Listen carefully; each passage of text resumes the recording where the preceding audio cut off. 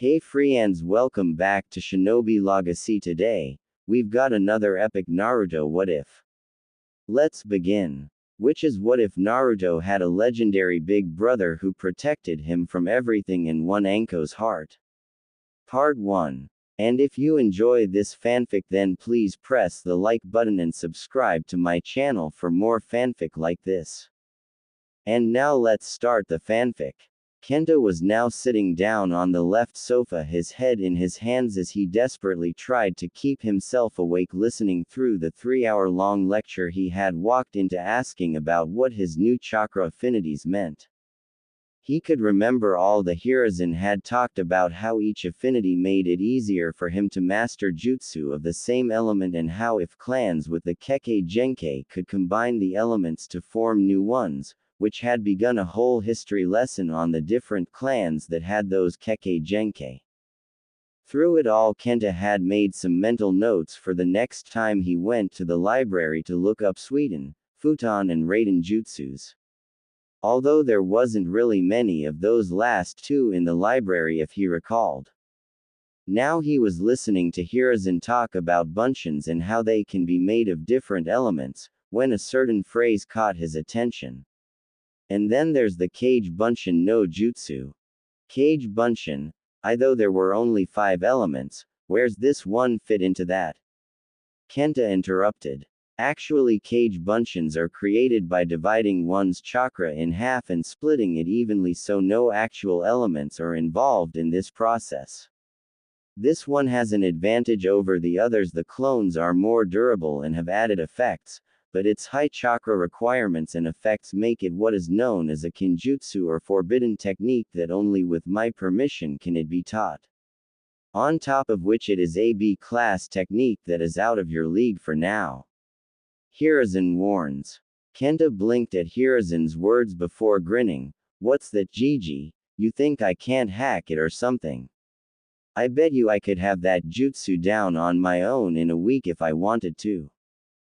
Hiruzen chuckled. Ha ha ha, anxious as always for a challenge, he said before shaking his head, but this isn't something to be taken lightly, Kenta. The Kage Bunshin is a dangerous technique. If you use it too much, you could drain all your chakra and pass out from chakra exhaustion. Kenta smirked. Gigi, when I first unlocked my chakra and at the beginning of my training, Anko said I had one of the largest supplies she'd ever seen. She said I had high Jonin reserves, and that's only grown as I've trained.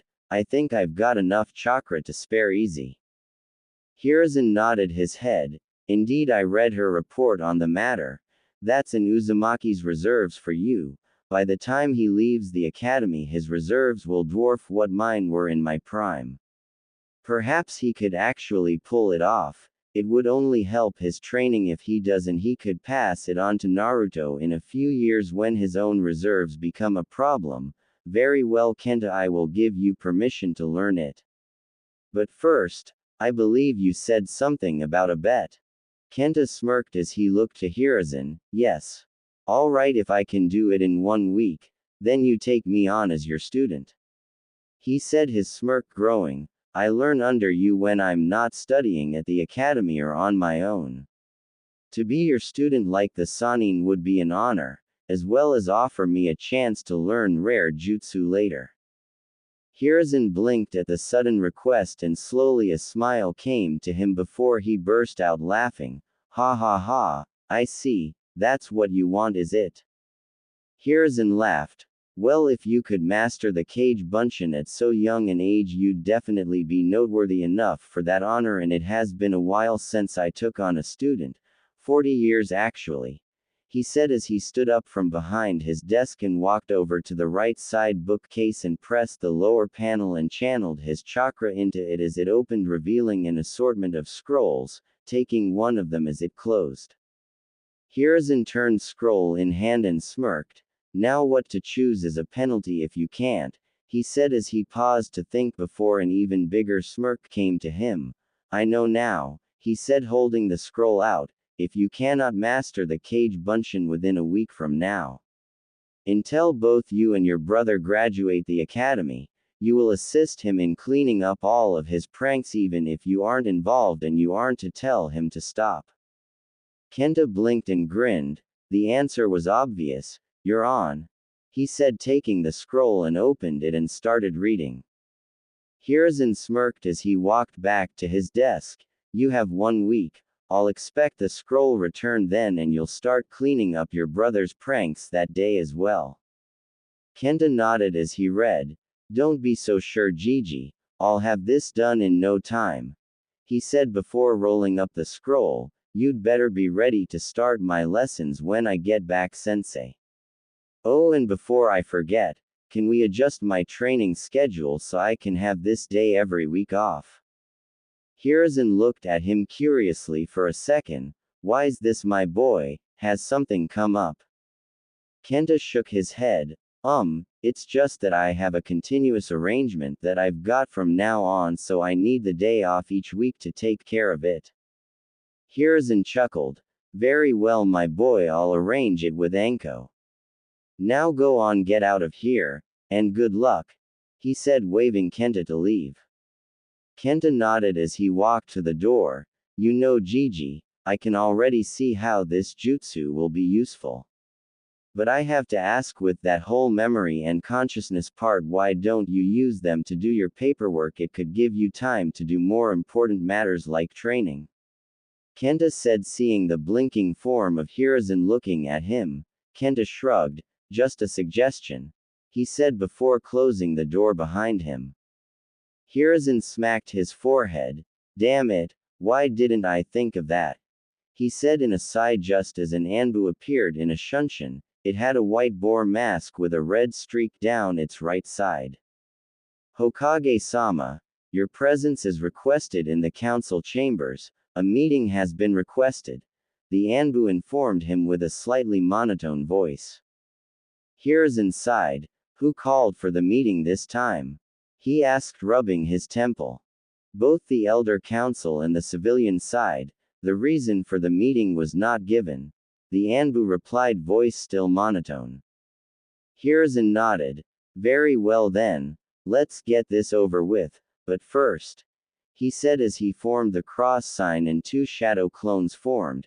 You two get started on tomorrow's paperwork and keep working the whole night. After this meeting I'm heading to bed. I haven't had an early night in 5 years. Hiruzen smirked before he disappeared in a shunshin heading for the council chamber. Scene break. Arriving in the council chamber, Hiruzen sighed slight, seeing everyone was already there. The room is a perfect circle with the curved tables in the shape of a horseshoe with a lower area in the middle for anyone called to speak before the council. On one side there was the civilian councilors, the more prestigious of the civilians, representing the shops, businesses, banks, farms, families, restaurants, services and public facilities of the village. Towards the end of the desk nearer to the Hokage's seat sat the Elder Council, made up of 3 members to serve as the Hokage's immediate council in times of war. It consisted of Homura Mitokado, a former teammate of Hiruzen's and member of the now dissolved Team Tobarama, his short hair now gray and receding, showing his aging lines on his forehead more and more each day. His lower jaw now covered by a short gray beard and his frown ever constant, his eyes always half closes past his jade-green glasses. Kaharu Udatane, another former teammate of Hiruzen's and the last member of the now dissolved Team Tobarama, her gray hair pulled back in 2 buns with golden needle going through them like a dango stick. On the thinner end hangs 2 wind chime-like objects, and on the thicker end was 3 ruby-colored spheres. Her age clearly showing on her face as she has taken to squinting over the years. Both of which wore similar long kimonos in similar gray, brown and black color schemes, each held closed by a gray obi and a pale white sash. The third member of the Elder Council was Danzo Shimura, an old friend to Hiruzen. Though the two have very different views concerning the village's future, he also serves as the Hokage's military advisor in wartime. Though he had the appearance of a frail old man, Any experienced shinobi could tell differently by sensing his chakra. He normally walked with a cane and half his face was covered in bandages extending over his right eye. He also has an X-shaped scar on his chin ever since he was young, his attire consisting of a white shirt and black robe covering from his right shoulder to his left hip and down to his feet, with a purple sash tied around his waist. On the other side are the clan heads. First from the Hokage's chair is Shikaku Nara, Nara clan head and one of the previous members of the Ino-Shika Cho trio. He had 2 scars on the right side of his face which were probably his most noticeable feature. He has dark hair tied up into a spiky ponytail, dark eyes as well as a goatee. His ears were also pierced. Like many of the clan heads, he was an active shinobi and so wore clothing of that of a shinobi. Shikaku wore a meshed shirt underneath his flak jacket, a deerskin coat over that and hand guards. He has a genius-level intelligence, but he's an extremely lazy one, so he tried to get as much sleep when he could. Next was Inoichi Yamanaka, head of the Yamanaka clan and one of the previous members of the Ino-Shika Cho trio. He was also a valued member of the Torture and Intelligence Division, and the Hokage's right-hand man as Shikaku was his left. Inoichi was also a shinobi. He had long ash-blonde hair reaching into his back, which he wore spiky on top and ending in a long ponytail, blue-green eyes and strong facial features, which included a well-defined jawline, wearing the standard flak jacket over a black outfit, complete with hand guards, forehead protector and a sleeveless red haori. Then was Choza Akamichi, the final member of the Ino-Shika Cho trio.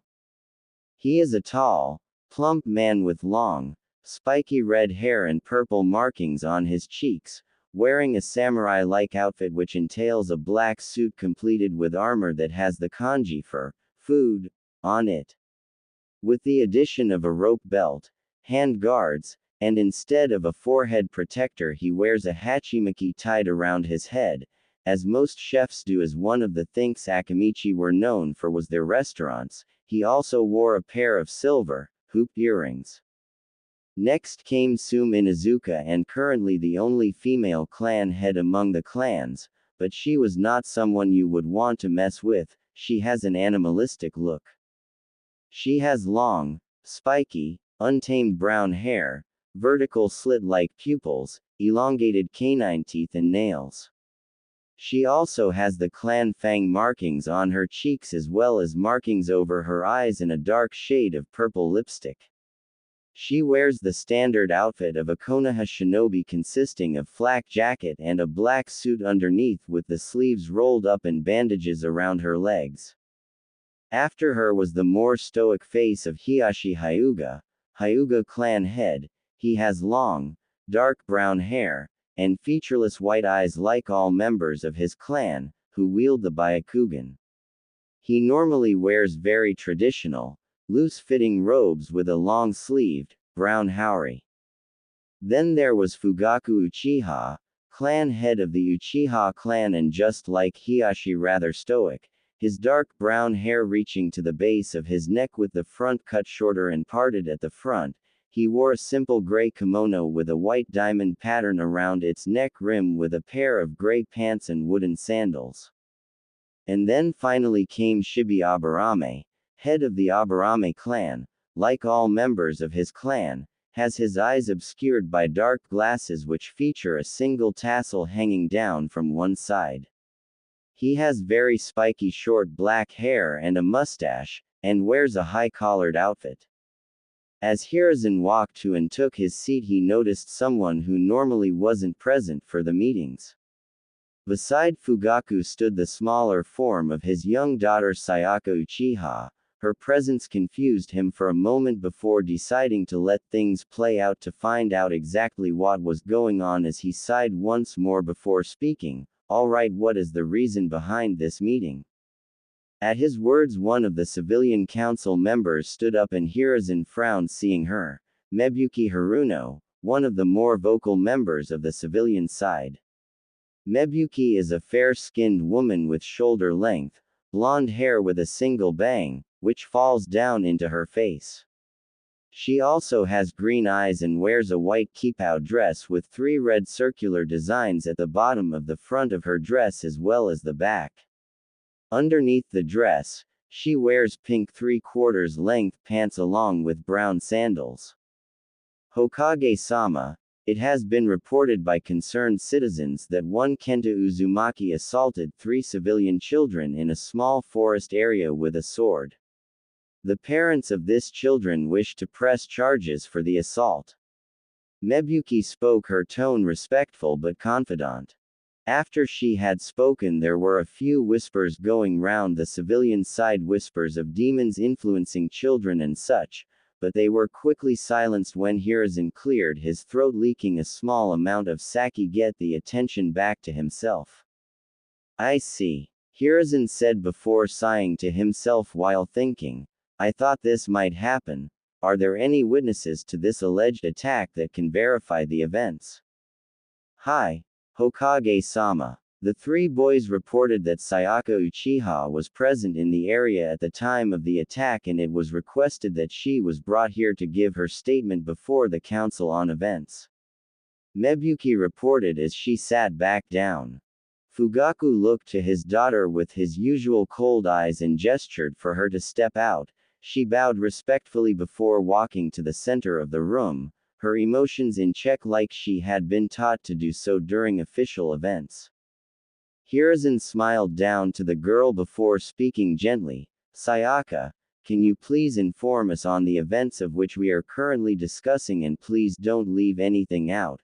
He asked, giving his best grandfather tone. Uchiha or not, she was still a little girl and this would be a frightening experience for her. Sayaka nodded her head with a small smile before letting it fade as she began to speak. Hi Hokage-sama. I witnessed the events these boys have reported, but what they failed to mention was that it was they themselves who provoked the attack, first by insulting myself and the Uchiha clan. Hearing that, Fugaku's eyes narrowed. He had not been informed of this as his glare leveled on the civilian side as he continued to listen to his daughter testifying. To which Uzumaki-san came to my defense vocally. Then in retaliation the boys insulted his own family, to which Uzumaki-san warned them to stop, but they continued to do so before the first blow was given by Uzumaki-san. The other boys continued to insult him and he quickly put them both down, only using his own fists. It was the oldest boy who first pulled his weapon and injured Uzumaki-san by slashing at his chin after blinding him with dirt. Though he was easily disarmed and knocked to the ground by Uzumaki-san, followed by the third boy who attacked Uzumaki-san with a rock. It was only then did Uzumaki-san draw his sword as a deterrent to any further actions against him before advising the boys to leave. Sayaka finished giving a head bow. This caused some more whispers to go through the room, most questioning how Kenta had such skill at his age and where he'd gotten the sword. Shibi Aburame then asked a question. Uchiha-san, might I inquire as to why you were in that area to begin with? He asked out of minor curiosity. Sayaka paused for a moment, feeling her two sans gaze on her before she spoke. I go there on my day off from study to relax. The riverside is peaceful and I find it a quiet place to gather my thoughts. The boys in question often decide to try and provoke me into disgraceful actions through insults. When that happens, I normally leave. This time I chose to retort, questioning their own strength if they felt that they needed to be in a group just to come and insult myself. They were on the verge of assaulting myself when Uzumaki-san came to my aid. Hiruzen couldn't help but smirk slightly hearing Sayaka explain. Now I see, so this is where Kenta's fascination of the Sharingan came from and why he wanted this day off every week. It's good to see he's found a friend, Hiruzen thought before clearing his throat. It sounds to me that it is the boys who are in the wrong here. They provoked the incident and were blatantly looking for trouble, and it was one of them who drew and used their weapons first and even injured Kenta as well. An injury I had the chance to inspect less than a few hours ago when he came and reported the incident to me. The injury isn't life-threatening, but will no doubt leave a nasty scar on his face. But Kenta expressed his wish for charges not to be pressed. As such, I recommend the matter is dropped. It was a child's fight that got out of control, nothing more. Fugaku let his scowl drop and closed his eyes before speaking. I second the motion. He spoke out, getting some questioning glances from the other clan heads. Uzumaki-san was acting partially in defense of my daughter and clan, so I will act in defense of him on this matter. He continued before opening his eyes and looking to Hiruzen. Hokage-sama, might I request my thanks for this act be given to Uzumaki-san and my apologies that he was hurt on the matter. Such an outcome was most unfortunate. Hiruzen nodded in acceptance. Very well, I will pass it on the next I see him. He replied, getting a nod from the Uchiha clan head as Sayaka returned to his side. At this point, Kaharu from the Elder Council spoke up. Be that as it may, there is still the matter of the sword he possessed, where he got it from, and the possibility that it might be stolen. Danzo then chose this time to speak as well. Perhaps, it has also come to my attention from an anonymous source that the boy is being trained in secret for the past 3 months, before he's even in the academy. Hiruzen settled a glare on Danzo as his fists clenched. Anonymous source, my AHE has someone watching them, or rather Kenta. What are you plotting, Danzo? Hiruzen thought only to be pulled out of them as Mebuki spoke as well. I was also informed by the librarian that he forced his way into the shinobi library this evening and took scrolls of jutsus and techniques, she said as voices began to circle the room, growing louder. Sayaka meanwhile was listening and wasn't sure what to think of all this. They were talking about someone her age breaking into the library that was for shinobi and guarded by shinobi, and stealing scrolls. Even to her that was ridiculous. She knew firsthand that Kenta has some skill but not enough to pull something like that off. Hiruzen, hearing the final statement, had a scowl on his face which only deepened as the voice grew before he finally decided to silence them as he spoke with a raised voice. Enough, he said as he let out a burst of low saki enough to silence the whole room. These matters are easily answered. 3 months ago Kenta came to me and made a reasonable request for early training before the academy, reasoning that he'd be at a disadvantage from the other children who had parents to get them ready for the academy, and that clan children would even receive training by now. Most clan heads were nodding slightly. Most of them had begun training their children for the academy by teaching them clan techniques, as was tradition to give them time to learn them. So to request early training wasn't much to ask, and given his orphan status he wouldn't have anyone to turn to bar the Hokage for such a request. Hiruzen took a breath before continuing. I found his request to be reasonable and assigned him a newly promoted chunin to help him get started and get him ready for the academy. The sword was given to him on my orders to arm him and start him on his training.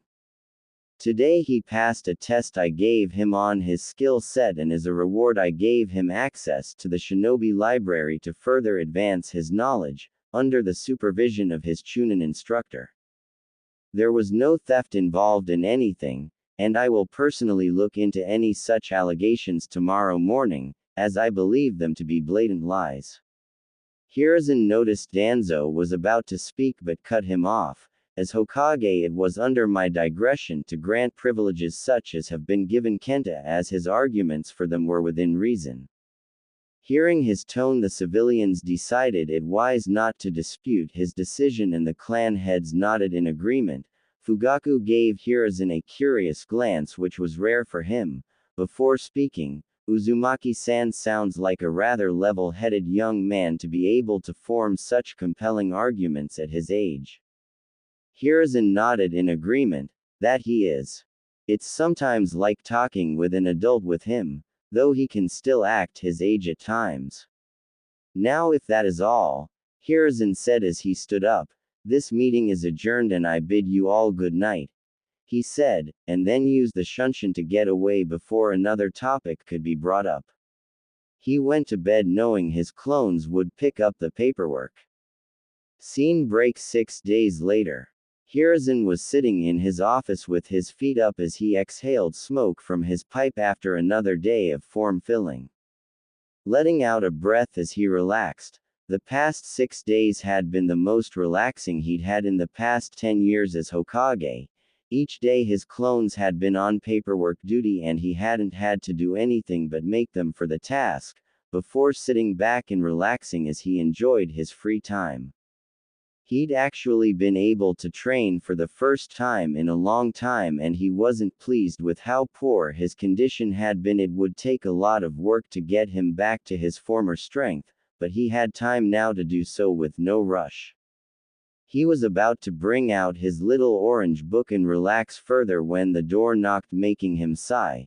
Another time then, he thought before putting the book back into his robes. Come in, he called as the door opened as Kenta walked in with a grin on his face and scroll in his hand. Hiruzen smiled seeing him. Ah Kenta, it's been 6 days so far, how goes the jutsu? Don't be ashamed coming asking for help. If you want we can call off the bet. Hiruzen started to offer but stopped when he saw Kenta's grin growing even more. Actually Gigi, I've come to tell you something. Kenta started as he raised his hands up into the familiar cross sign, Kage Bunshin no Jutsu, he called out before he was covered in smoke before revealing 3 Kenta standing before an astounded Hiruzen. I've got it down already. Hiruzen was astounded looking at Kenta, only 10 years old and to have already got the hang of such a high-level ninjutsu like this. Just what are you capable of, Kenta? Hiruzen thought as 2 of the Kentas poofed into smoke, revealing the original grinning like mad, which only served to make Hiruzen chuckle before shaking his head. You never do cease to amaze me, though I suppose I should probably get used to it, my new student. Hiruzen smiled. I haven't had a student for years, it will certainly be nice to relive the experience. Hiruzen, though, before an old smile came to his face, one that had normally made the Sanin shiver when they were younger. But don't think I'll be going easy on you just because you're young. I'm going to work you into a great shinobi. Kenta grinned back before putting his hands together and bowing. I wouldn't have it any other way, Hokage-sensei. Hiruzen chuckled. Enough of that now, call me Sarutobi, as my new student that is only fitting. Now get on home before it gets dark. Hiruzen said as he gestured to the door with a smile. Kenta nodded with a grin. Hi Sarutobi-sensei, he said as he went for the door but stopped. Then Hiruzen called him. Oh Kenta. Kenta turned only to see Hiruzen smiling at him. I'm extremely proud of you. Learning such an advanced jutsu at your age in 6 days is an achievement in itself, Hiruzen said with a proud smile. That was when Kenta grinned even more. Oh, it didn't take me 6 days, I had it done in 2. Kenta said like it was nothing. At that Hiruzen's eyes went wide as he registered what he had just been told. 2 days. He spoke making sure he heard right. Then why did you wait so long before coming to tell me? Kenta chuckled as he rubbed the back of his head, slightly embarrassed. Well, to be truthful, I kind of lost track of time. Once I was able to hold the clones for an hour, I started to really notice their effects of how their experiences and memories come back to me, so I kind of went overboard using them to read as much as I could and practice my chakra control. In the beginning I could only create 5 clones, but by day 2 that was up to 50 and by 3 I had 150. I then had them split into groups and start reading everything they could in the library. The librarian nearly had a heart attack when I used the clones there and we got to work. I think I've read 2 sections already, but there's still so much left.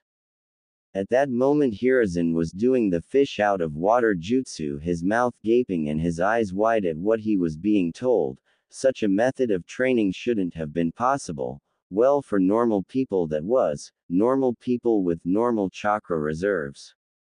But Kenta, he was beyond the norm. He was an Uzumaki, and if there was one thing they loved to do was break the norm repeatedly. Finally snapping out of his jutsu, Hiruzen chuckled, "Kenta, you are truly one of a kind, learning that jutsu and in the same day discovering its side effect and making it work for you. I should have expected this from you. Originally this technique was meant for spying and recognizance, but to use it as you have isn't something normal people can do due to our reserves, because we could never make enough clones for it to have as great an effect as much as yours can." Kenta grinned, "I kind of figured that out too, Gigi. Well, I'll see you the day after tomorrow, Gigi. Be here in 9 sharp and I'll begin your first lessons, and we'll put your clones to work also," Hiruzen said with a smirk. Kenta nodded. "Hi Sarutobi-sensei," he said before running out the door, heading home, leaving a smirking Hiruzen in his office who shook his head in disbelief.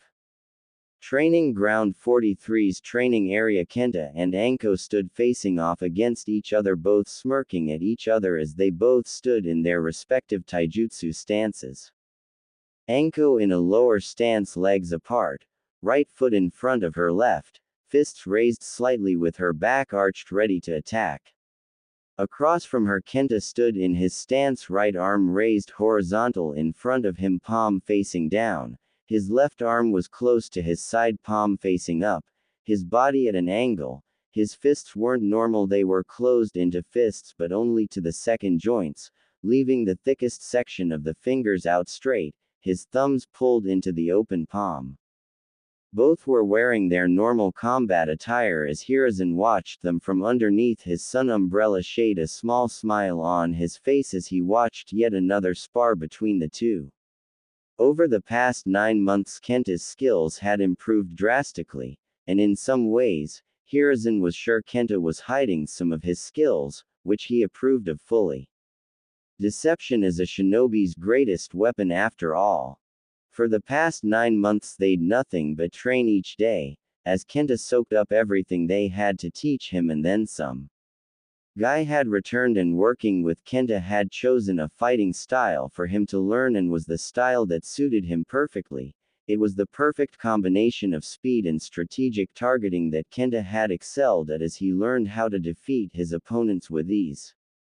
Guy had commented that he'd never seen anyone like Kenta pick up a style so quickly, and that his flames of youth could one day even rival his own, with a blinding sparkle coming off his teeth when he gave his patented, "nice guy," pose, which had inadvertently left Kenta partially blinded for the rest of the week from its brightness.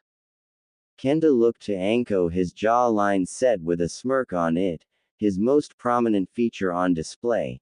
The scar on his chin only added to his overall badass look, as Anko had commented back when she first saw it. She'd said it made him look much more fearsome, and when he finally became a shinobi he'd likely get more to match it. Kenta couldn't help but smirk as he remembered back when he'd got the scar and the week after that it was healed. Flashback. Kenta was jumping from rooftop to tree branch heading for the clearing with scrolls in his hands. It was the day after Hiruzen had accepted him as his pupil and their lessons officially began tomorrow.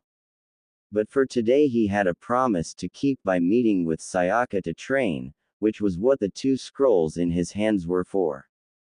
Landing in the clearing, Kenta took a quick second to scan the area from left to right and back. He was alone and Sayaka wasn't there yet. Kenta shrugged, before making his way over to one of the trees. Well, might as well get the place ready for some real training then. First things first, a kicking post and sparring ring, Kenta thought as he pulled his sword from his waist and started to make his way over to the tree line.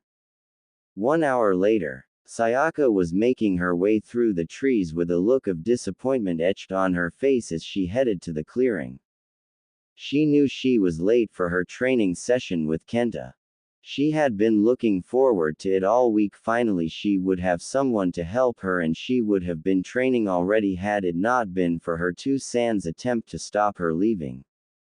After the incident last week with the boys, he'd been angry with her for not telling him before and had been close to taking away her 1 day a week off from her studies, or worse, limiting her to only the clan compound. To her, that place was like a prison. The majority of the clan followed her two Sans way of thinking in terms of what a woman's place in shinobi society was. It hadn't been that way under her grandfather, but when her father became clan head after her grandfather's passing, he immediately pulled all Uchiha Kunoichi who were married or in a relationship from service and gave the order for their clan's numbers to be increased to make the clan stronger. Sayaka, of course, knew what that had meant. She was extremely mature for her own age, and her Ka-san had told her all about the birds and the bees, along with all that it entailed to prepare her for the life she might one day lead. Her father had begun to looking for a worthy Uchiha to marry her off to when she gets older.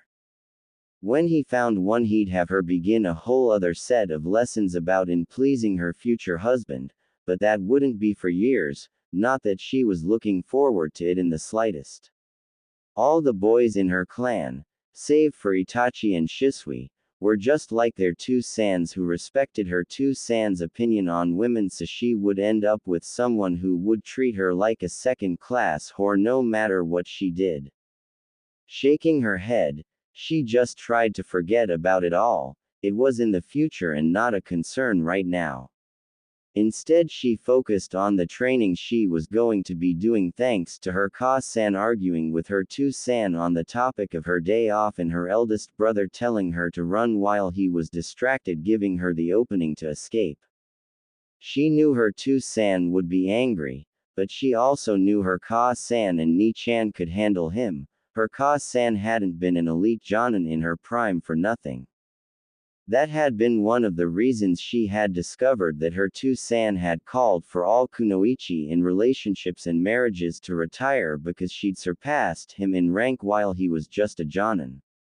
Plus her Ni-chan was an Anbu captain. On top of that, she'd found his weasel mask one day along with his captain's band when she went into his room looking for his Pocky stash, so she wasn't worried. As she approached the clearing, she started hearing noises coming from ahead of her, the sound of repeated thumping and grunts of effort. As she got closer, she was able to make out a figure in the area, and she immediately started blushing seeing Kenta ahead of her in the area. He was repeatedly kicking a large portion of a tree trunk that looked to have a large portion of it buried beneath the ground, keeping it in place. But the thing Sayaka was blushing at was the fact that Kenta was training shirtless in only his trousers and boots on. His shirt and flat jacket hanging off his sword just a bit to the left as Kenta swapped from right leg to left as he rotated his kick on the wooden post. He also had black wrappings from his upper forearms down to his hands for their protection. He had obviously had been at it a while, as his body was glistening with sweat from his exercise, and Sayaka had to stifle back a small moan seeing him. He wasn't a Hulk by any means, but his body was built in a way that showed the results from his training. Not a bit of body fat, all lean muscle from training, with some slight scarring here and there that only added to his overall look. He was fit, very, very fit. Sayaka quickly found herself watching Kenta with some fascination as she remembered her Ka-san's talk about the men and women and couldn't help but let her mind imagine what it would be like. But as soon as she thought it, her face went beet red like a tomato before she shook her head rapidly. No.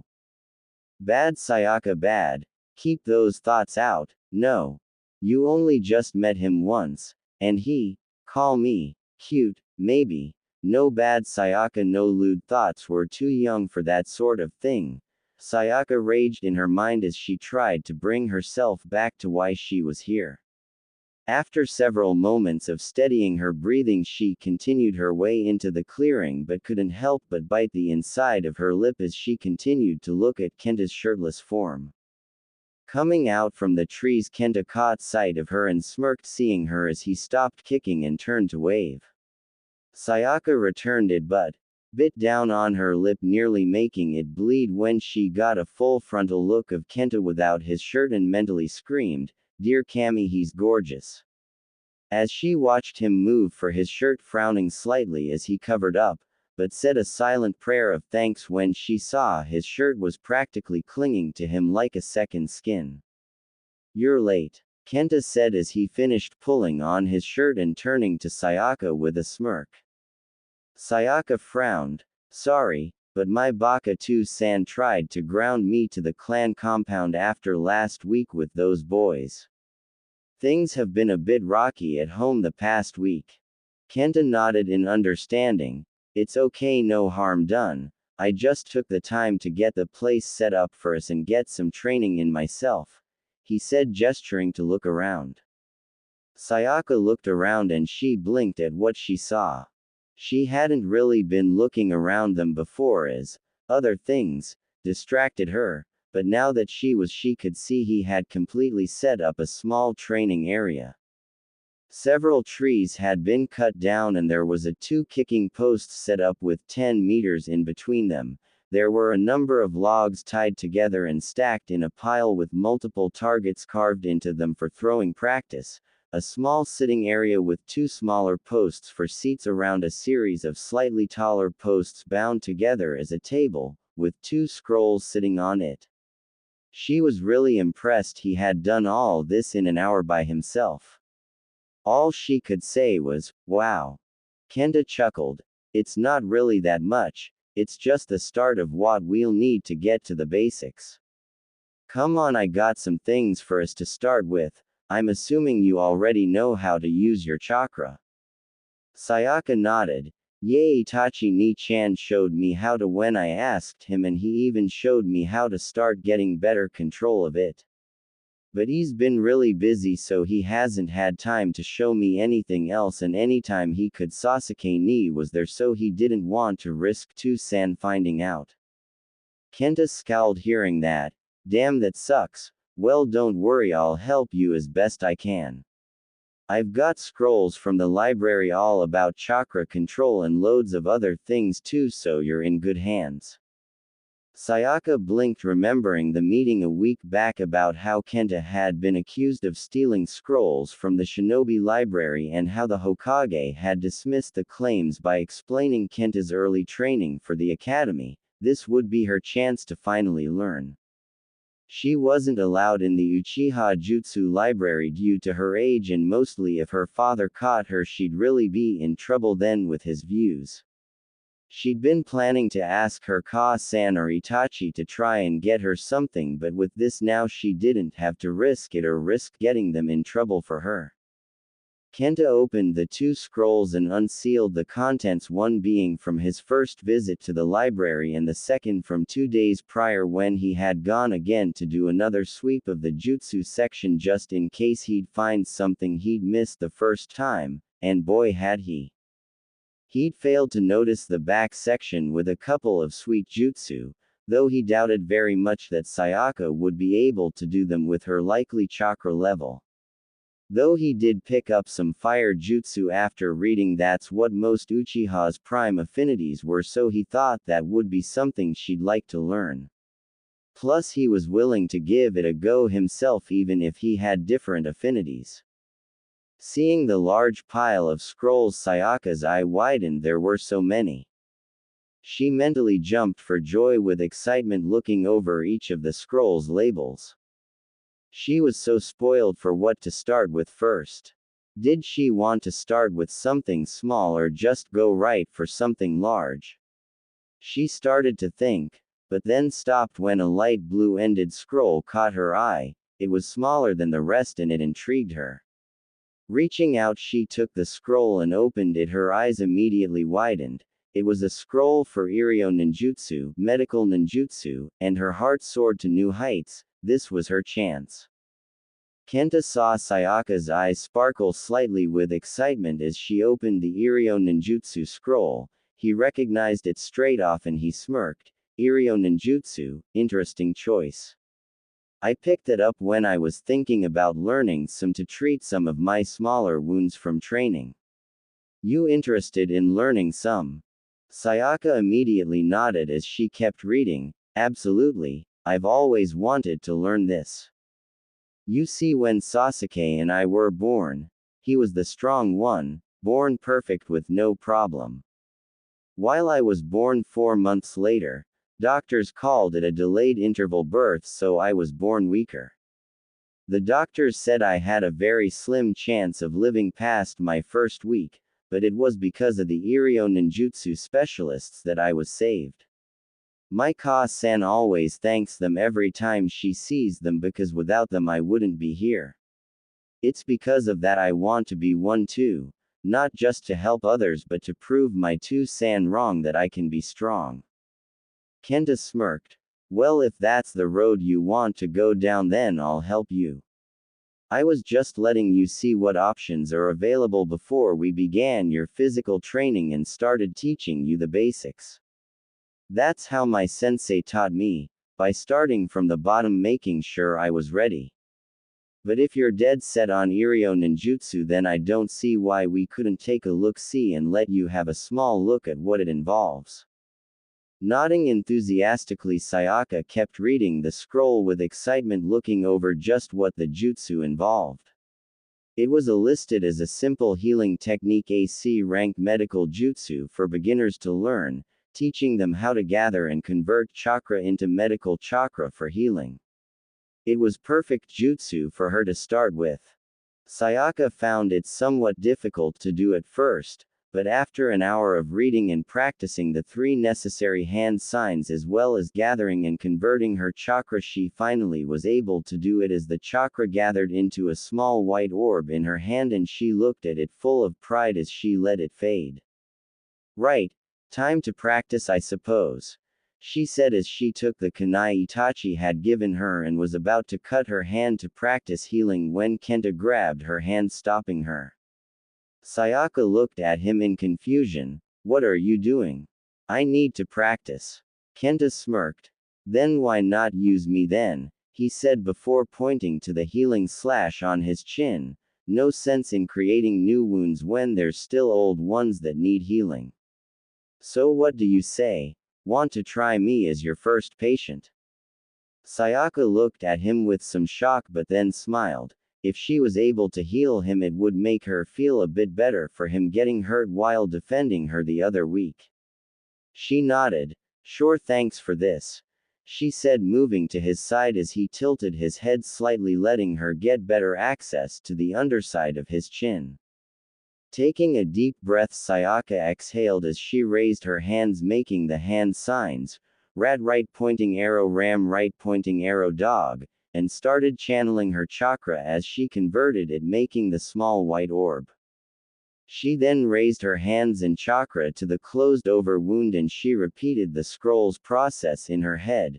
Control the chakra, maintain the flow, just a little, not a lot, she said over and over again in her head as she pushed the medical chakra into the wound, remembering what the scroll had said about control and consistency.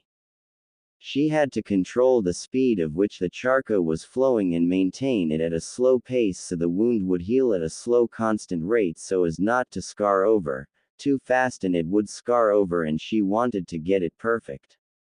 However, since this is her first time using the jutsu, or any jutsu for that matter, and she didn't have the best control either, so she put too much into it as the wound closed up fast, leaving a rather noticeable jagged scar on his chin. Sayaka cancelled the jutsu and lowered her hands and frowned, seeing the scar. She flinched as Kenta pulled a kunai and tilted it to use it as a makeshift mirror to see his chin. She'd expected him to yell at her for not doing it right and leaving him with the scar, so she was shocked when he smirked. Alright, nice scar, this makes me look like a real bad now. Talk about sweet, Kenta said, running his finger over his scar, smirking. Sayaka frowned. But it wasn't meant to leave a scar. I didn't do it right, she said, looking down in failure. Kenta put the kunai away and put his hand on her shoulder. Hey, enough of that. So what about a little scar? It was your first attempt, you can't hope to get it first try. I'm betting not even Tsunade Senju of the Sanin, the creator of Iryo Ninjutsu, got it right on the first try. Plus Gigi said this would scar anyway, so it's no big deal, he said, trying to cheer her up. Sayaka looked at him with a slight smile. Really? I was just trying to help you since you helped me. Are you still okay with this? Kenta smirked. Relax, there's no need to get stressed. I'm just glad I could help. I'm sure you'll get it eventually. It was AC rank jutsu after all. Most academy students don't even learn them until they're genin, and neither of us are in the academy yet. All you need is practice and you'll get it down in no time, he said, reassuring her as she started to smile again at his kind words. Kenta lifted the scroll and read it before closing it up. Right, I think we should start by making sure you've got the academy basic jutsu down before we go back to any medical jutsu, so that your control will be much better and it will be easier for you when you do learn it. Sayaka nodded, hearing his reasoning. Now she had felt stupid expecting to get it right on the first go. It was AC rank after all, and she'd seen how hard Sasuke had been practicing the Kaden Gokaku no Jutsu Fire Release, Grand Fireball Jutsu under their two Sans watch at the lake. It was the rite of passage for all Uchiha who would be shinobi. She had wanted to learn it as well but knew her two San would never let her. Sasuke had been practicing it for weeks to get it right, and he still got burnt when he used it, and it was the same rank as the medical jutsu. She knew it would take time for her to get it right, but she wouldn't give up. Looking to Kenta with a newfound passion, she smiled. Where do we begin? Kenta, seeing her passion, couldn't help but smirk. Well, first things first, your physical tour. I mean physical conditioning, he said with a grin that made Sayaka gulp slightly as she remembered him telling her about his sensei being a bit of a sadist, and at that moment was slightly worried that it might have rubbed off on him. She was about to find out just how right she was. Flashback end. Coming out of his thoughts, Kenta brought up his arm to block a straight right from Anko, who was smirking at him. Keep yourself sharp, Gaki. Anko chuckled, only to gasp as Kenta quickly moved, swerving his arm around hers and gripped her forearm and pulled her forward, flipping her over him as he swooped under her, using her momentum against her. I'm always sharp, Anko. Try to remember that, Kenta retorted before he jumped up into the air, dodging a low leg sweep from Anko as she righted herself in midair and landed on the ground. Oh, I do. But even the sharpest blade can chip. Anko smirked back as she brought her arms together and blocked a high kick that Kenta sent her way mid-jump. The force of it knocked Anko back a bit, but using the momentum swung herself around and went to kick Kenta, who was still in the air. Kenta saw the kick coming and smirked. She had left herself open. Reacting quickly to the kick, Kenta caught it in the air as it brought him to the ground. But he used the chakra in his legs to stop himself while still holding onto Anko's leg before moving faster than the snake charmer could react to, and delivered several quick jabs up the inside of Anko's inner left thigh while holding her right leg. The second he did, Anko's left knee caved and she dropped to the ground with a thud. Motor control in her left leg completely gone, leaving her defenseless on the ground as Kenta froze, standing over her, his fist in position to deliver a final strike with a smirk on his face. Perhaps Anko, but not today. Before Anko could respond, Hiruzen stood up from his seat, clearing his throat. That's enough. Victory goes to Kenta, he called with a pleased smile on his face, seeing his student progress so fast. Hearing his sensei's command, Kenta relaxed his stance and stood normally before delivering a quick series of non-painful jabs to Anko's thigh as it tensed before relaxing again as Anko felt her motor functions return to her. Damn it, Gaki, you got me good that time. Just 9 months with that taijutsu of yours and you're already at the top of your game. Whatever Guy is doing with you during his time is paying off. The now 19-year-old Anko smirked as she got up. Thanks for that, Anko, but we both know that you'd have me beat easily in a real fight when you can use your snakes in conjunction with your taijutsu. I still have a long way to go yet, Kenta said as turned and put his right fist in his left palm and bowed in Hiruzen's direction, getting a raised hand as a gesture to relax from his sensei. Always so humble, Kenta, Hiruzen said as he walked over to the pair. That is a good thing. Arrogance and overconfidence in one's skill can lead to your downfall.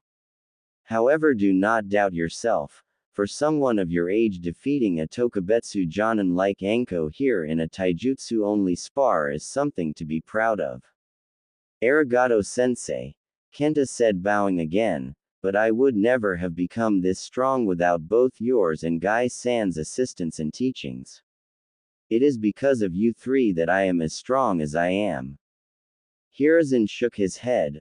Our lessons would have meant little to nothing if weren't for your striving, Kenta. It's your will of fire that burns for greatness, my young pupil. Kenta smiled, hearing his sensei's praise before bowing once more. Arigato sensei. Hiruzen nodded in response before taking another pull of smoke from his pipe and exhaling. I think that will be enough sparring for today. There is another subject I was hoping to introduce you to in line with your training. Hiruzen said before looking to Anko. Anko, you may return to your duties or take the rest of the day off if you wish. Anko bowed to Hiruzen. Hi, Hokage-sama. She said before looking to Kenta. See ya later, Gaki. She said before disappearing in a shunshin with a knowing smirk. Kenta's eyebrow twitched in annoyance before looking to Hiruzen.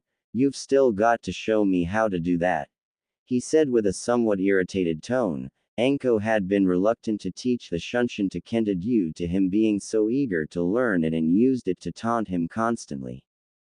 Hiruzen chuckled. In due time, Kenta, he said before turning and gestured for Kenta to come to him before placing his hand on Kenta's shoulder before the pair disappeared into a shunshin of Hiruzen's own. Scene break. Arriving in the Hokage's office via shunshin, Kenta had to keep himself from falling flat on his face at the sudden chance to his equilibrium. Moving at such speeds was something he'd have to get used to. After getting his footing back, he looked to the sofas at the back of the room to find 6 of his Kage Bunshins sitting on them patiently with a stack of scrolls to the left of both sofas, showing they were finished reading them. With a nod of his head, Kenta released the jutsu and all 6 bunshins went up in puffs of smoke as Kenta then closed his eyes as he felt the chakra and memories come to him and he filtered through the new information that flooded his brain after the bunshins had taken to reading the scrolls Hiruzen had left for them, which contained the history of the Konoha and that of the shinobi wars and other nations, along with multiple battle strategy guides and methodologies, the Beginner's Guide to Shogi and the complete fundamentals of Jutsu and its 3 parts: Ninjutsu, Genjutsu and Taijutsu. Rubbing his head at the sudden influx of information, Kenta groans slightly from the now growing migraine as Hiruzen chuckles as he pours the tea he had brewing, getting Kenta's attention as he smelled the scent. Genmeichatea, it was Kenta's favorite for its almost popcorn-like taste. Handing Kenta the cup, Hiruzen smiled. You've come a long way in such a short time, Kenta, and it's only been a year so far. Your growth sometimes is quite scary when I imagine what strength you will hold when you are older. At this rate you will no doubt surpass myself. Taking a sip of the tea, Kenta smiled. It's all because of the teachings from you, Anko, and Guy Sarutobi sensei. I wouldn't be this strong if it weren't for the 3 of you training me. Hiruzen nodded with a slight smile. You give us too much credit, Kenta, he said before sitting down and gesturing for Kenta to do the same. Tomorrow I intend to start teaching you a new subject of sorts, one that I believe will benefit you greatly and that you should be able to take to with ease, Hiruzen said with a confident smile. With a confident and intrigued look of his own, Kenta grinned at the prospect of learning something new. What will I be studying, Sarutobi-sensei? Hiruzen grinned. Tell me, Kenta, have you ever heard of the term fuinjutsu? Or more specifically, the art of sealing and making seals? Kenta looked at him with some curiosity, remembering what he'd read so far, and slowly nodded. The art that was practiced by the Yondaime Hokage and is practiced by the Gama Sennin Jiraiya, one of your other students and one of the Sannin, who is currently the only seal master in the village. Hiruzen nodded. I see you remember your studies. Hiruzen smirked. Yes, the very same, although fuinjutsu is much more than just sealing objects away. There is a whole other side to it that the world has forgotten over time due to the lack of those learning it, and because of this most take this forgotten art for granted. Hiruzen finished taking a sip of his tea, which is why I was hoping you would take it and make it part of your arsenal. As my student, I will be able to help you get started. Though I am not a master myself, I do know the art to some extent, and there are detailed scrolls to help you where I cannot. Also, when Jiraiya-kun eventually returns, he will be able to help you progress further. I'm sure he'd love to help his Kahai. Kenta started to think and nodded more and more as a grin grew on his face as Hiruzen kept talking.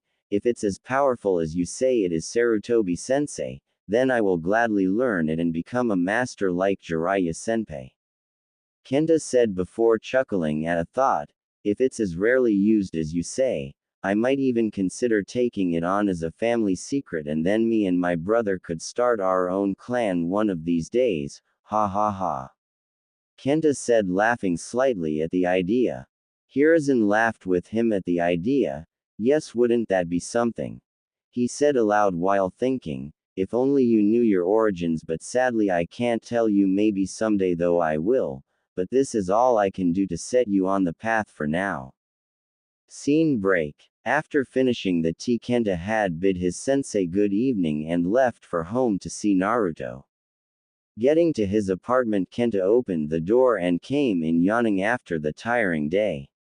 Slipping off his shinobi boots and taking off his flak jacket, he hung it up before making his way into Naruto's apartment via the joining door, walking past 5 other of his bunshins who were sitting meditating on his bed waiting to be dispelled. Opening the door into his brother's apartment, he glanced to the kitchen, seeing the 6th bunshin already cooking their dinner as Naruto lay on his bed with his prank book out as he wrote in it furiously. Kenta chuckled. Evening, Ototo. I see you're hard at work, he said, letting Naruto know he was back. Naruto turned to look at him so fast Kenta was sure he almost snapped his neck. Ni-chan, he called before getting up and rushing over to his older sibling, who held out his arms for the hug he knew was coming as they greeted each other. Because of Kenta's training, he was now a good 3 inches taller in height compared to Naruto, though Naruto was still growing and was eating correctly, which Kenta was making sure of, knowing his Ototo would eat nothing but ramen for breakfast, lunch, dinner and dessert, along with every meal time in between if he didn't. Granted, the same could be said of Kenta when it came to Dango and Paki, mainly thanks to the 2 main women in his life getting him hooked, bringing food to their training sessions. Rustling Naruto's hair, Kenta then looked to his bunshin and nodded as it poofed from existence, making Kenta grin from his new memories of his bunshin's day with Naruto. Kenta laughed slightly. I see we've had fun today, an extra strength stink bomb in the marketplace.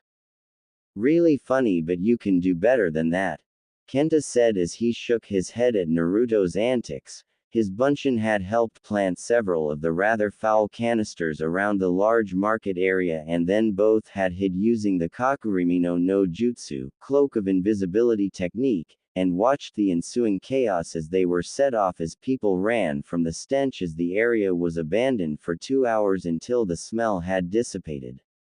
Naruto grinned at his brother's approval. Oh, I know. I've got a bunch of other ideas planned for tomorrow and some really big ones as well that I know you'll love, Naruto said with an excited grin. Kenta laughed and shook his head. I can't wait. Just make sure you and my Bunshin don't get caught or seen. The last thing I need is Sarutobi sensei giving me grief for whatever you've got planned, he said with a smirk. Naruto stepped back in mock hurt with a look of vain shock. I'm offended you'd even think such a thing. When'd I ever get caught? Naruto stated in mock hurt with pride of his stealth skills, which had only increased in the last 9 months after Kenta had helped him get the Kakurimino no Jutsu, cloak of invisibility technique, down to an art form. He could do as so well. Kenta crossed his arms with a raised eyebrow and smirk. Would you like that list in alphabetical or chronological order? He asked with a growing chuckle as Naruto's head sunk, pride now gone at Kenta, reminding him of the hundreds of times he was caught before learning that technique. I meant in the past 9 months, Ni-chan. Naruto pouted, making Kenta ruffle his hair again in apology. Sorry, Ototo couldn't resist. Why don't you start dishing supper out while I go and deal with my bunchins? Kenta said with a smile. Naruto instantly cheered up. Sure, Ni-chan, you're still going to teach me how to do that bunshin thing, right? Kenta chuckled. Of course, Ototo. What kind of Ni-chan would I be if I didn't help my Ototo? He laughed. But only when we're in the last year of the academy. As much as I'd love to teach it to you now, I don't think the villagers or Sarutobi sensei would thank me for releasing a horde of pranking blondes on the village. With the chaos just one of you can cause, imagine what 100 of you would be able to do. Kenta explained, only for both him and Naruto to shiver with excitement and slight pity for the villagers in the following months after Naruto learns that jutsu. Kenta turned to go back into his apartment, leaving Naruto chuckling evilly with a wicked look in his eye, already scheming for his future pranking spree. Coming into his room, he looked to his bunchins and sighed before canceling the jutsu, instantly regretting it as he gripped his head in pain. Ow, ow, ow, ow, major headache, Kenta thought as he felt like his head was going to explode. After 3 minutes, Kenta finally felt the pain subside and sighed. Well, that was a pain as always, but at least I got a few jutsu memorized out of it. I'll practice them tomorrow after lessons with sensei, but for now, Kenta thought as he opened his bedside table, taking out a small box and opening it and taking out a chocolate-covered biscuit stick, licking his lips. Ah, Pocky, how I've waited for thee. Scene break. The sun shines in Kenta's bedroom window the next morning just as his alarm goes off. Kenta sits up with a groan and starts to get ready for the day. Getting out of bed, the covers fall over him, showing he was only wearing his loose long-legged pajama bottoms, leaving his chest bare, showing his well-refined form from all his training, with only some light scars on him from when he was just starting training, the most noticeable one being that of a scar on his right shoulder area. It was wider than the others, a stab wound that had healed and was one of the few he didn't get from training. After going through his normal morning routine of getting ready for the day, he finished getting washed and dressed before forming the signature cross hand sign before calling out, Kage Bunshin no Jutsu, as 3 bunshins were created in front of him, standing to attention awaiting orders. Looking to the first bunshin, Kenta began to give out their orders for the day. You're on study duty. Create 4 other bunshins once I'm gone, and then pull 4 scrolls each from our last library visit and get to reading. Kenta said before looking to the second bunshin. You are on practical. Go to the practice area and make 6 bunshin each and pick a separate jutsu and have them make 25 bunshins each and get to work practicing the 5 jutsu we memorized yesterday, and have the 6th group practice running through hand signs. I need to be able to do them faster until I have them mastered so I can use jutsu without them. Dispel the 3rd and 2nd sets of bunshins to yourselves every hour and repeat the process until I arrive after lessons with Sarutobi sensei. And then finally the 3rd, you're on Naruto duty, keep him out of trouble and make him his meals. No more than 5 bowls of ramen at lunch, I swear that boy would live off it if he couldn't make sure he eats at least one vegetable ramen. Getting 3. Hi. From the Bunchins he dismissed them to start, one Bunchin going into Naruto's apartment to start breakfast, another going to start on the scrolls, and the third walked out to go to the training field. Kenta was about to leave also when the practical Bunchin came back in holding 2 parcels. These were on the doorstep, Taiko, the Bunchin said, handing the parcels to him. Looking at them with some curiosity and some scrutiny, not sure if it was safe to open them before he saw to the paper pinned to them. Try to keep warm out there, Gigi. Kenta smirked. Sarutobi-sensei. Setting the parcels down on the bed, he opened the one addressed to him and grinned, seeing its contents: a jet black flak jacket like the one he had, but with a black hood and short sleeves with red fur lining around the hood and the sleeves. The back had a red circle with a white swirl in it, like the Chunin and Jonin flak jackets he'd seen. Kenta immediately took off his older flak jacket and pulled on the newer one and zipped it up, pulling the hood over his head, liking the fur lining. Thanks, Gigi. Opening the other package, Kenta cringed slightly as he saw the contents: a neon orange tracksuit with white woolen neck collar and blue detailing, with a similar swirl emblem on the right shoulder. Kenta chuckled. Well, he did say orange was his favorite color. I'm sure he'll love it, although I'm definitely taking him to get a new outfit when we're genin. For a shinobi, this just screams, I'm here, kill me now. Kenta thought as he lay the tracksuit down on the bed with the note and went to walk out, but not before grabbing a box of Pocky for the morning warm-up session. Scene break: Hokage office. Hiruzen was sitting comfortably in his office while 4 cage Bunchins worked around his desk on the piles of paperwork as the original put his feet up and was giggling slight, reading a little orange book. Feeling the rush of morning air from a newly opened window, Hiruzen closed the book and slipped it back into his robes before looking to the window to see the panting form of Kenta trying to catch his breath. Hiruzen smiled seeing him. Ah, Kenta, how was your morning run? He asked as Kenta sat on the window ledge. Enjoyable, as always. Kenta replied, panting heavily. Please give me a moment, 20 laps of the village can take it out of you. Hiruzen chuckled. You certainly have taken to Guy's workout routine with a passion. Not many can keep up with him. Come sit down and have some tea while you begin this morning lessons. Basics of Fuinjutsu, body seals. Taking a final pant, Kenta pushed off the window ledge into the office. I may be able to keep up, but I still say he's insane doing 20 laps on his hands. I stopped after 3 and did the rest on my feet. Kenta said before sitting down and seeing the open scroll on the table, and after reading the first few lines he began growing more and more interested by the second. Seeing the interest in Kenta's eye, Hiruzen chuckled to himself as he poured their tea, hook, line and sinker.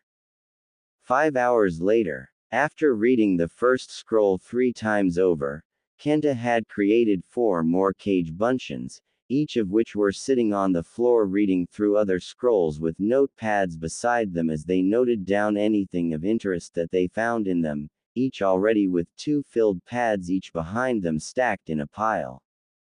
The original sat between another 4 Bunchins on the other side of the room with an ink brush in hand as he and his doppelgangers practiced calligraphy and had been for the past 4 hours, getting every stroke perfectly in place for when they would begin the physical practice sessions, as his sensei had told him that perfect calligraphy is the first step in becoming a Fuinjutsu master, as it's a major part of the style.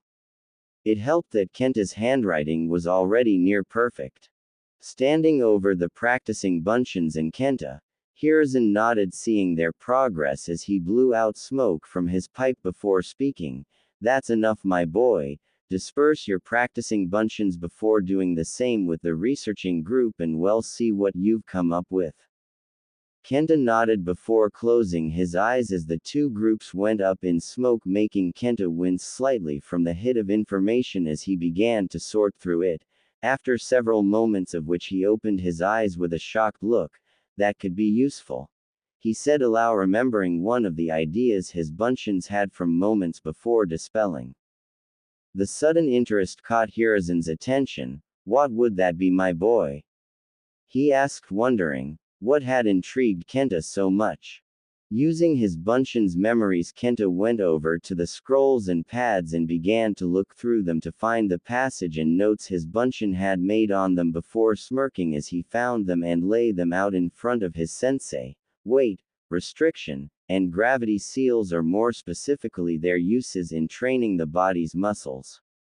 Looking at the boy in slight shock, Hiruzen then began to browse the very detailed notes the bunchin had made. Originally, shinobi had used chakra weights to train, though not many used them anymore as they were considered almost to be medieval due to the strain they put on the body. Hiruzen knew of only one shinobi guy who still used them in his training, and the results were nothing to laugh at, and it would appear the weight seals could be used in a similar fashion to the physical weights where chakra was pumped into them to increase the weight. Then there were the gravity and restriction seals. Both were something Hiruzen had never even contemplated on using for training. They had been created solely for the prison system and applied to only the most dangerous of prisoners in order to slow them down and make it impossible for them to even attempt an escape. When activated fully, the prisoner was forced to the ground by the gravity seal, increasing the gravity field around his body, and the restriction seals made it impossible for them to even lift a finger. But on their lower levels, Hiruzen could see the potential Kenta saw in them for advancing his physical training. Nodding as he reviewed the idea, Hiruzen smiled. This is quite an ingenious use you have found for these seals, Kenta. Rather dangerous in some ways, but also very creative. Hiruzen said as he lifted the scroll, making a more detailed examination of the arrays. I assume you want to use this in your physical training from now on? Hiruzen asked, seeing they weren't that complicated that he'd be able to apply them without calling back Jiraiya to do them. Kenta nodded in response. Hi sensei, they'd be a method of continuous training even when I'm not in practice. I'd still be wearing them, and even a short walk would be beneficial with them on. Hiruzen nodded. Very well then, I'll apply them to you. Hiruzen said as he stood up and took out the jar of chakra ink from the box he'd prepared for Kenta's training and popped the top. Remove your top and roll up the bottom of your trouser legs. The weight seals will be on each limb and one on your chest, while the restriction and gravity seals will be on your back. Hiruzen informed him as Kenta followed his sensei's instructions and removed his clothing, rolling up his trouser legs after allowing Hiruzen access to apply the seals. While I am doing this, I want you to begin reciting the key aspects of seals and fuinjutsu, their purposes and uses in a battle. Hiruzen ordered as he started on Kenta's right wrist. 2 hours later, after the long wait, Hiruzen was finally finished applying the seals to Kenta's body. The weight seals were intricate bands around his wrists and ankles, with a small space left between two spiral rings where Hiruzen said a number would appear in regards to how much weight was applied to each, which varied on the amount of chakra put into them. There was a much larger version applied around Kenta's waist area, positioned in a way so as not to interfere with the gravity and restriction seals on his back, both of which were in the shape of multiple-sided shapes, the gravity taking the form of a large hexagonal ring with the number 0 in the center, and the restriction taking the form of an octagonal ring with the same 0 in the center, both number registering what level the seal was set to at that moment. After standing still for so long, Kenta began to flex his shoulders as Hiruzen came around the front of him. They're all finished, they should work without a problem. All you have to do is focus your chakra into your back area and call out your seal and then the level you wish to have the seal set to. Why don't you try it out for now, but don't go beyond level 1 for the moment. I have some idea on how to work with them to get the most out of your training. Kenta nodded as he raised his hands into a ram sign and began to channel chakra into the seals on his back. Gravity and restriction seals, level 1. He spoke and his eyes instantly widened as he felt his body get heavy and he had to put some serious effort into moving. Damn, this stuff really works. Kenta said in a slightly strained voice. Hiruzen nodded. I think it would be best to cancel them for now while we work with your weight seals, Hiruzen informed him. Simply deactivated them as you would any jutsu.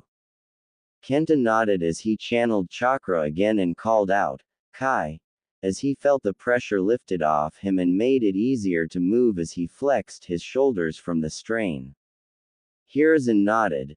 Very good now, the weights will be slightly more tricky I think. Kenta, I want you to channel the smallest amount of chakra you can into your right wrist seal and then tap the seal with your other hand to activate it. Kenta nodded and looked to his right wrist and he began to channel his chakra as Hiruzen watched him move to tap it, before Kenta regretted doing so as the seal flashed and Kenta found himself being pulled by his wrist and slammed to the ground by the sudden weight increase. Ow, what the hell? Kenta yelled in pain from hitting the ground. Hiruzen stifled a chuckle at his student's mishap before shaking his head. I was afraid of this. It would seem that your extreme chakra reserves are affecting your chakra control greatly and you put too much chakra into the seals and it's affecting just how much weight they act as. Take a look at the number. Kenta looked to the seal on his wrist and his eyes widened seeing a 5000 lbs in the space. Kenta frowned. Does this mean the weights are useless to me? He asked with some disappointment. Hiruzen shook his head. No, it doesn't. It just means that I will have to apply the chakra to the seal until you have enough control to do it yourself, and it also means you will have to drastically increase your chakra control lessons to this extent. He said as he came over and tapped the seal, releasing the chakra stored in it and channeled his own into them as the 5000 changed to 15 as Kenta got to his feet once again as Hiruzen went about applying the same 15 to each of Kenta's limbs and then a 40 to his waist. There we go, that should be enough to improve your training for now. Hiruzen said as he went to behind his desk. Kenta, I want you to train with those weights for now only. Once you've trained to the extent you can no longer feel the strain, I want you to activate the first level of your restriction seal and repeat the process as you slowly increase the restriction level each time you no longer feel the weights. Only once you've reached level 5 on the restriction seal will you deactivate before activating the gravity seal's first level and repeat the restriction seal cycle as you progress up the levels of gravity like you did the restriction seal. Once its level 5 has been reached, you will deactivate the both seals and increase the weights until you can feel the once more, and the process will repeat. This will be how you will train your body from now on. Any questions? Kenta understood the training regimen perfectly. He had similar ideas and understood why Hiruzen didn't want him going beyond level 5. Because each time the effects doubled and going beyond level 5 on Ether Seal could affect his growth at his age. Hi Sensei, I understand, and I would like to ask if you knew of any additional chakra control methods I could use to improve my control for the future. Pausing for a moment, Hiruzen stroked his beard as a smile came to him. I think I have just the method that you're looking for, Kenta. He said, getting up and going to the bookshelves again, taking out a scroll that looked like a Iryo ninjutsu scroll. Before handing it to Kenta, this is a method developed years ago for Iryo ninjas, both an advanced level of chakra control and as a way to create large chakra reserve to allow the Iryo nin to treat more injuries, though I know of only one person who still uses it. That person being my second student Tsunade Senju. If you can master this technique, then your chakra control will increase dramatically. Kenta smiled, looking at the scroll, thinking of another that he could help with this scroll. Arigato Sensei, this will help a lot. Hiruzen nodded. It's not a problem, Kenta. This is what senseis are for. Now I believe that is enough for today. Go and enjoy the rest of your day. I'm sure you've had your bunchins working overtime while you were here, so you'd better see to them. Kenta chuckled while rubbing the back of his head sheepishly. Hi, arigato sensei. Kenta said before smirking and waved the tiger hand sign before disappearing into a whirlwind of red and black feathers as the window closed behind him as he left. Hiruzen just blinked at his sudden disappearance and then chuckled, so he learned the Shunshin no Jutsu on his own then and even personally modified it. That boy continues to amaze me. He thought to himself before going back to reading a certain little orange book. Scene break. Training Ground 43. Arriving in the training ground via Shunshin, Kenta smirked seeing his bunchins all lying across the area tuckered out from training completely exhausted. Kenta walked into the area before calling out his command, "All right, recall to me in order of creation." He commanded, getting sighs of relief from each bunchin as they dispersed in waves, leaving only himself and the one he had created that morning as it sorted the memories for him before dispersing, giving them and the leftover chakra to him, making Kenta grin. That's definitely a better way of doing things, no headache, he said aloud as he slotted the chakra control scroll into a loop on his flak jacket before looking towards one of the wooden posts that had been created for target practice. Time to test what I've learned, Kenta thought to himself before flashing through a series of hand signs as he sprinted at the middle stump, making a series of hand signs and thought. Sweden. Sushojin, water release. Water palm blade, as he channeled his chakra into his right hand as he began to change the chakra into water and solidify it into a blade shape as he ran before channeling his chakra into his legs, launching himself forward at the target post and with a slash cut the thick post in two with a horizontal slash as he sent the top half into the air as he landed. But not before turning on his heels as he weaved through a set of single hand signs, changing the water blade and made it flow fluidly as Kenta thrust his hand at the top half of the post. Sweden. Subin, water release. Water whip, he called out as the water flowed and lengthened, creating a whip extending from his hand and ensnaring the top half of the post as he whipped it higher into the air before the water fell apart and hit the ground. Taking a deep breath, Kenta continued the attack. Futon. Rinkuden, wind release. Drilling air bullet, he yelled, seeing a compressed blast of air out of his mouth aimed for the wooded half in the air before it hit and slit the log down the middle as it separated into 5 chunks as Kenta flashed through his final series of hand signs. Tiger right pointing arrow, snake right pointing arrow, tiger right pointing arrow, bird right pointing arrow, tiger right pointing arrow, ram right pointing arrow, tiger, and narrowed his eyes on his targets before calling the final attack. Raiden. Sandabaruto, lightning release. Thunderbolt, in an explosion of chakra from Kenta, the air filled with sparks of electricity before Kenta thrust his hand in the direction of the still airborne pieces as an arc of lighting shot from his hand at the wood and hit the first before it jumped from one to the other in a ring of lighting as all 5 burst into flames and turning to ash before they hit the ground. Taking a breath, Kenta lowered his hand, having just run through 4 jutsu, all of which were elemental releases, as he felt the drain on his chakra after the adrenaline started to slow. Now that's more like it, Kenta said aloud, feeling pleased with himself at learning such high-level techniques. This is the kind of power I need to be able to protect my friends and to be worthy of being called student of the Hokage. Kenta thought to himself before looking to the scroll Hiruzen had given him on the advances chakra control technique, but I still have a long way to go, he thought before forming the cross sign. Kage Bunshin no Jutsu, he called out as 50 bunshins poofed into existence in front of him. Alright, each of you find a tree or space of water at the river side and start chakra control lessons. I want my control improved ASAP, got it? With a loud yell of, "Hi, Taiko!" from the clones before the divided up into groups for the training, Kenta dropped to a lotus sitting position as he took out the scroll and started reading. Unbeknownst to Kenta, a figure in black with a white mask with the kanji for "nay" was hidden in the shadows of one of the trees, sat watching, recording everything on a scroll for his report back to his master on the Uzumaki's strength. He was about to move closer to see what the scroll was. He was starting to read but froze, sensing something in the area. But before he could react, a ninjutsu was shoved through his chest where his heart would have been, and the figure spluttered blood through the small slot in his white mask before dropping from the trees into the bushes below as a pair of Anbu Sunshine beside him, one with a weasel mask with black hair holding the ninjutsu that had made the kill, evident from the still fresh blood on the blade.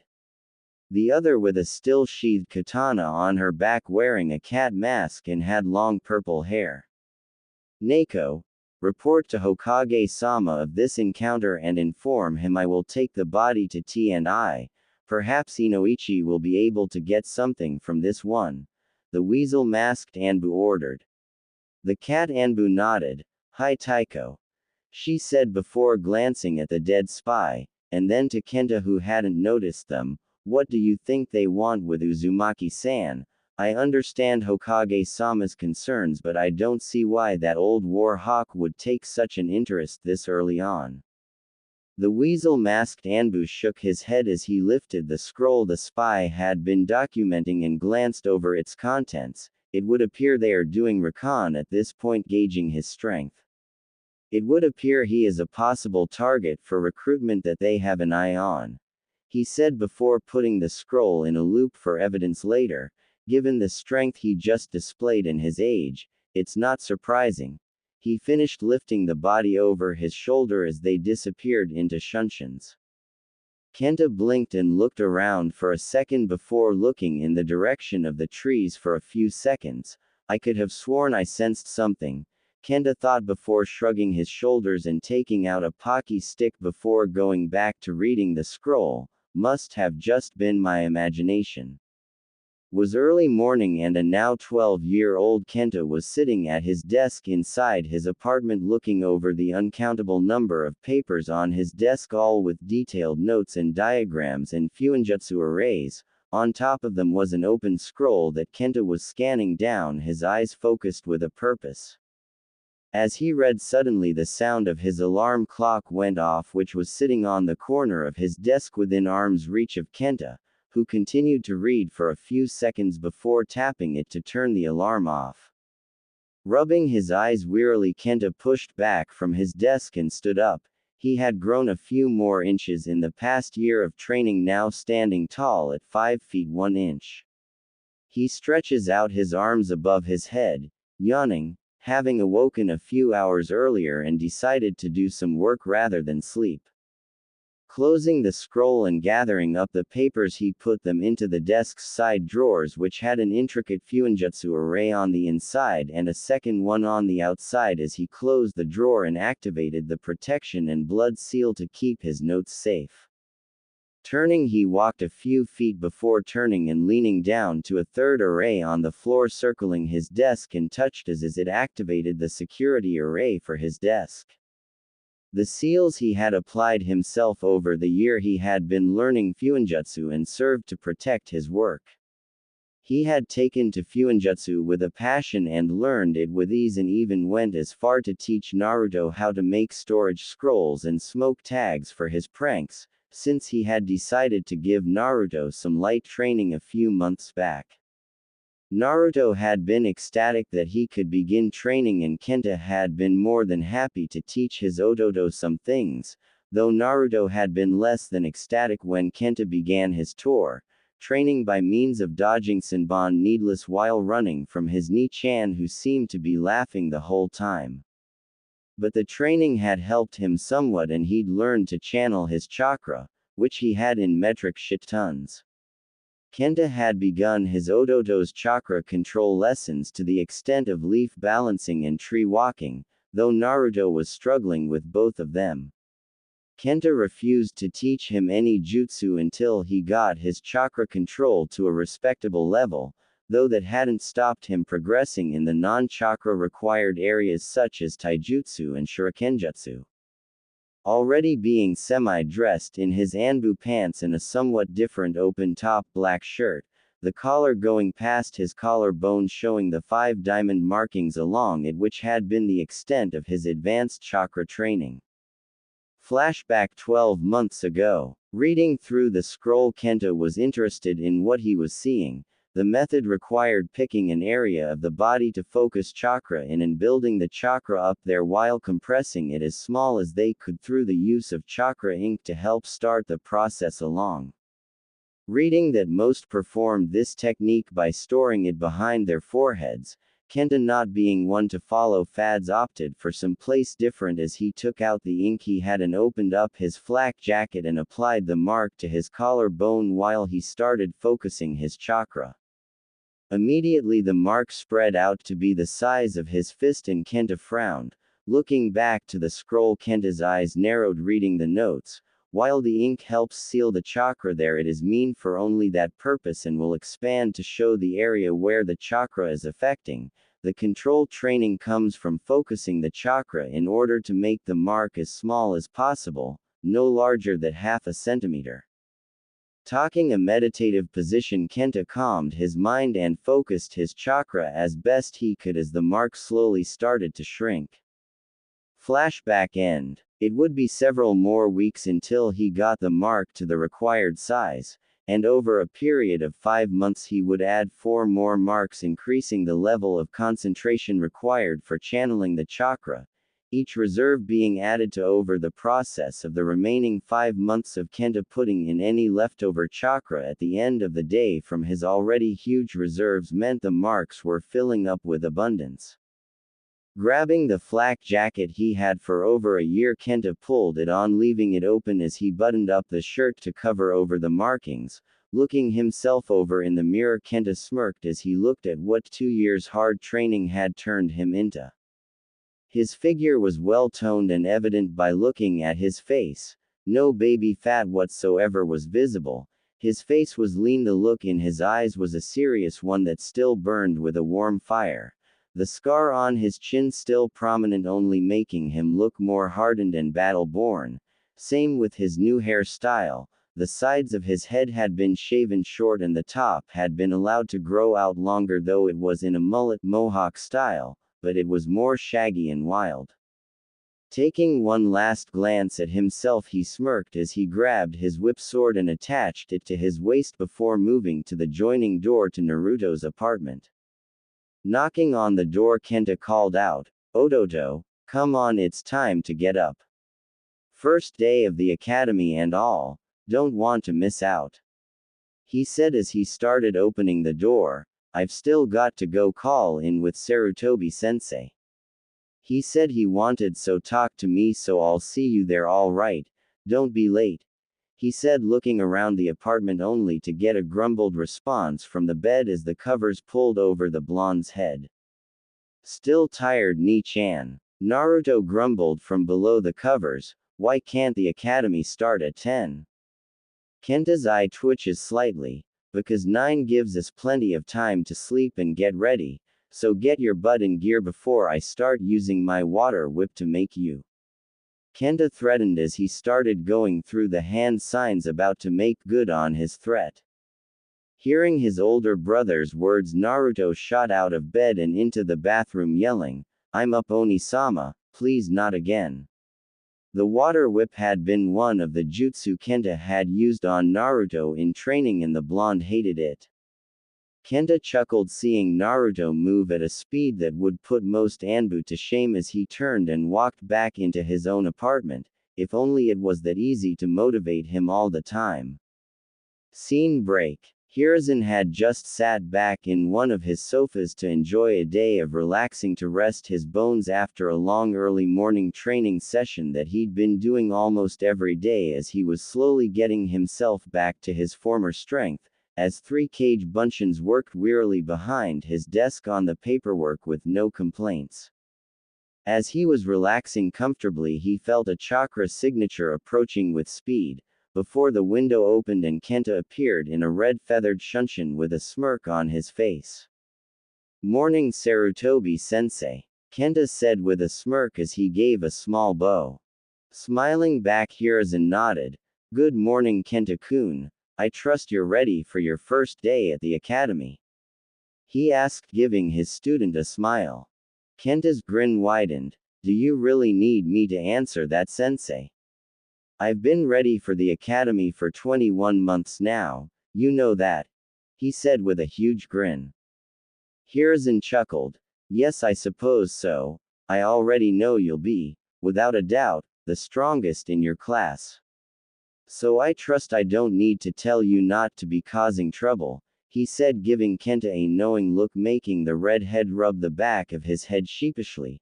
With your skills, no other student and most likely the majority of the teachers couldn't hold a candle to you. Kenta smirked. I'd think that would be an understatement, sensei. I believe Anko's words were, I've got enough skill to make a Chunin look like an academy cadet and enough chakra to make every Jonin look like a gaki crying for its mama's titty milk. Kenta said as he tried his best not to laugh, only to blink, feeling an arm draped across his shoulder and something sharp poke his chin. Did I hear someone mention me? Came Anko's teasing tone, as she appeared, arm draping across Kenta's shoulder and a kunai at his cheek with a teasing smirk on her face. Kenta smirked. Welcome back, Anko. I trust your solo mission was enjoyable, he said calmly, as if there wasn't a sharp implement ready to give him a piercing. Also, please remove the kunai. I'd hate to have to shove mine somewhere again, he said, making Anko's eyes widen as she felt something sharp poke her backside. Anko grinned. It's getting harder and harder to sneak up on you, gaki, she said, taking away the kunai and stepped back from him as he did the same. Like the new hair, by the way, very rugged looking. I wish I could see the Chunin senseis when they realize just how much you could kick their asses. Anko started with a grin, only for Hiruzen to clear his throat, getting both Anko and Kenta to look back to him. Anko rubbed her head sheepishly. Sorry for the interruption, Hokage-sama, she said with a nervous chuckle. Hiruzen sighed, shaking his head before looking to Kenta again. I assume you're still planning on hiding your real skills, Kenta, as you planned until you graduate, Hiruzen asked, giving his student a knowing look. Kenta shrugged. I might cut loose on my knowledge from time to time and let my taijutsu skills do my talking for me just to get them to realize I know enough, but I won't go overboard, Kenta explained as his eyes narrowed slightly as he started talking strategically. As for my ninjutsu, I'm keeping them to myself as long as possible. I have already informed Naruto of this, so he will remain quiet, and any offers to graduate early I plan on refusing. Rookie of the Year is still my goal, but I'm sticking with my Ototo, but I'll make sure he'll be capable of looking after himself. I'm not so foolish as to hope we'll be places on the same genin team even with you as my sensei, and I won't ask you to do so. Teams are based on skills and chosen for the good of the village as a whole, so to ask for preferential treatment beyond what I've already been given would be selfish. Hiruzen smiled proudly at his adoptive grandson and student. He'd grown up wise and understood how things worked better than most his age. I'm glad to hear that, Kenta-kun. Now I plan on helping you with the graduating early part and will keep those at bay who wish to do so with you, as I understand your reasons for doing so. I'm being lenient with you or my students, so just don't go overboard and everything will be fine. Kenta smirked. Sure thing, sensei. You've got nothing to worry about. Hiruzen smiled back. Glad to hear it. Now you'd better get going before you're late, he said with a small chuckle. Kenta just shook his head at the Hokage's hidden joke. Always the joker, sensei. I'll see you both later, he said before disappearing into a whirlwind of crimson feathers. Hiruzen chuckled. I swear that boy, he finished shaking his head in amusement. Anko chuckled. That's just the gaki being a gaki. No sense in worrying about him, he can take care of himself, she said before giving a bow and disappearing in her own shunshin as Hiruzen sighed. Yes, but that's what worries me. he said before shaking his head and taking out his little orange book to relax. Scene break. Arriving in the shadow of the trees on the academy grounds via a whirlwind shunshin so as not to attract attention, Kenta looked up at the large building before starting to make his way to the main doors in a light jog. Entering the building and following the room numbers and signs, Kenta makes his way to his classroom. He can already hear some commotion from inside. As he rounds the corner to enter the room, he blinks, seeing a crowd of students gathered at the front of the room where the commotion was as Kenta entered from the higher back end of the room, looking down on the scene. Looking down into the crowd, Kenta sighed. Class hasn't even started yet and you're already picking a fight, Kenta thought as he looked at whom the center of attention was. Naruto, dressed in his orange and blue tracksuit, was at odds with another boy.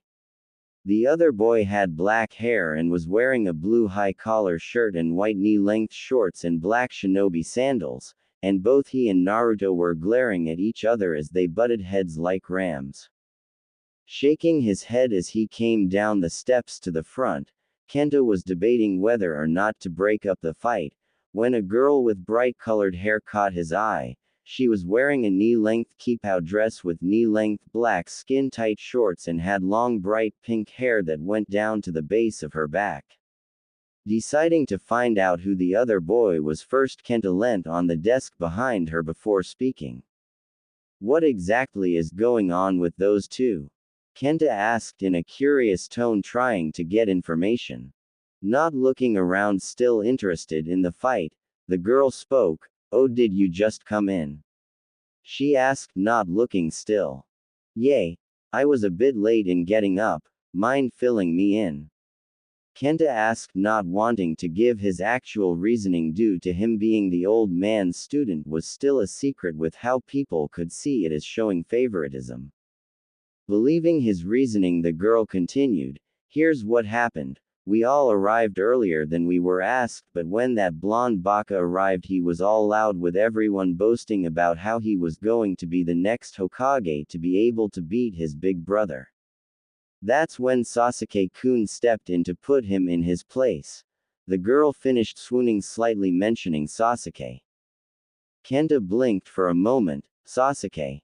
Could that be? Kenta thought before speaking again. "You sound like you know this Sasuke well. So who exactly is he?"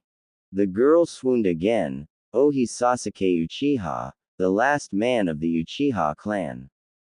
Hearing that confirmed Kenta's suspicions as he looked over the crowd at Sasuke and frowned sadly. "I see, so that's Sasuke. So that's him." Kenta began to think as he remembered back several months to the morning after it all happened, the night of the Uchiha massacre.